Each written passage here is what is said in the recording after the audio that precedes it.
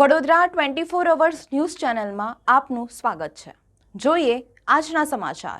સાત hill cyber wall Baroda દ્વારા આયોજિત 13મી ફેબ્રુઆરી 2024ના રોજ આઈટીએમ બરોડા યુનિવર્સિટી ખાતે યોજાયેલી proactive reactive cyber security event awareness program યોજાયો. જરોદ ખાતે આઈટીએમએસ એલએસ ખાતે આ ઇવેન્ટમાં ઉદ્યોગના નિષ્ણાતો હતા, જેમણે વિવિધ સાયબર સુરક્ષા વિષયો પર સમજદાર ભાષણો આપ્યા હતા અને જે વિદ્યાર્થીઓને ક્ષેત્રમાં નવીનતમ વલણો અને પ્રગતિઓ વિશે મૂલ્યવાન જ્ઞાન પ્રદાન કરે છે. પ્રતિભાગીઓએ સાયબર સુરક્ષા પડકારો અને ઉકેલોની ઊંડી સમજ મેળવીને આ નિષ્ણાતો પાસેથી શીખવાની તક મળી હતી. આ ઇવેન્ટ બધા માટે ફ્રી હતી. કેપ્ચર ધ ફ્લેગ સ્પર્ધા હેકર્સ મીટઅપ સાથે ભાગીદારીમાં અને હાવોક સિક્યુરિટી દ્વારા આયોજિત કરવામાં આવી હતી, જે એક મોટી સફળતા હતી.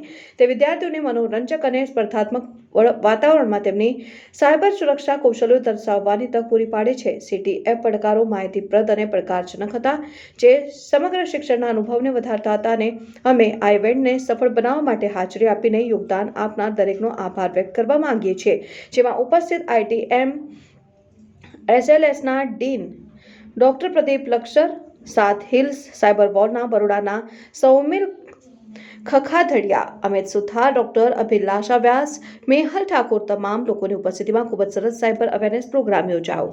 So first of all, I would like to thank Seven Hills Cyber Wall Security for hosting this event at ITM SLS Baroda University. Event was successful. Thank you. My special thanks to Somil sir for arranging such knowledgeful speakers for this particular event. And I'm very much thankful to Somil sir for arranging CTA for students. Throughout the day, students have enjoyed this cybersecurity event and learned a lot. Attackers are able to identify the vulnerability. Attackers are able to identify the window. Now, how attacker is identifying that?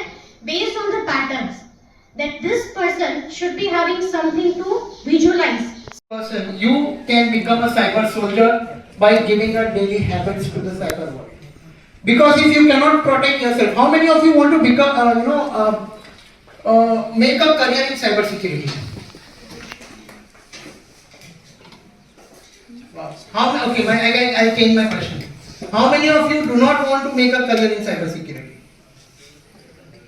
Wow, but still you are sitting here. Good. So, what is cyber security? Anybody would like to answer? What is cyber security? Is it a subject? It is a course? It's a technology? Or what? What is cyber security? It's a practice. It's a, who said?